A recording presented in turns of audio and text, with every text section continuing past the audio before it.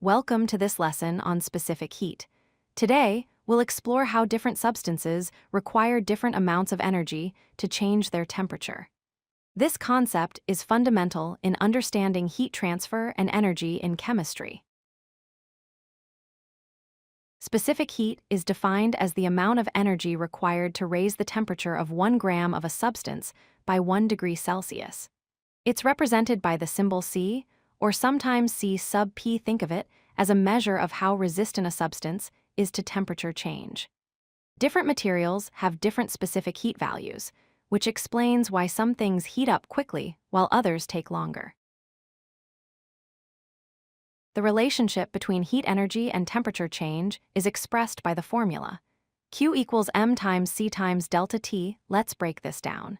Q represents the heat energy absorbed or released, measured in joules. M is the mass of the substance in grams. C is the specific heat capacity in joules per gram per degree Celsius.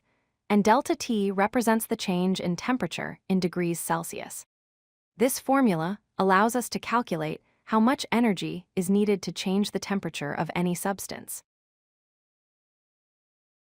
Let's look at specific heat values for common substances. Water has the highest value at 4.18 joules per gram per degree Celsius.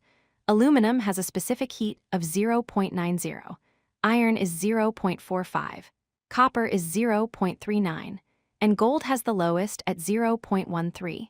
Notice the wide range of values. This tells us that different materials respond very differently to heat. So what do these numbers actually mean? A higher specific heat means the substance is harder to heat up or cool down.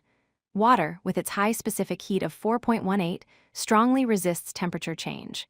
This is why water is excellent for regulating temperature. On the other hand, gold, with its low specific heat of 0.13, changes temperature very quickly. This is why metals feel hot or cold to the touch so rapidly. Let's work through a practical example. How much energy is needed to heat 50 grams of water from 20 degrees Celsius to 80 degrees Celsius? We're given the mass as 50 grams, the specific heat of water as 4.18 joules per gram per degree Celsius, an initial temperature of 20 degrees Celsius, and a final temperature of 80 degrees Celsius. Let's solve this step by step. First, we calculate delta T, which is the change in temperature. 80 degrees Celsius minus 20 degrees Celsius equals 60 degrees Celsius. Next, we apply the formula Q equals m times C times delta T, substituting our values. Q equals 50 grams times 4.18 joules per gram per degree Celsius times 60 degrees Celsius. Multiplying these together gives us 12,540 joules, or 12.54 kilojoules. This is the energy required to heat that amount of water. Let's review the key concepts. Specific heat measures how much energy is needed to change the temperature of a substance. Water has a high specific heat, which means it resists temperature change and is excellent for temperature regulation. Metals have low specific heat, so they heat up and cool down quickly. And remember to use the formula Q equals m times C times delta T to calculate energy transfer in heating and cooling processes.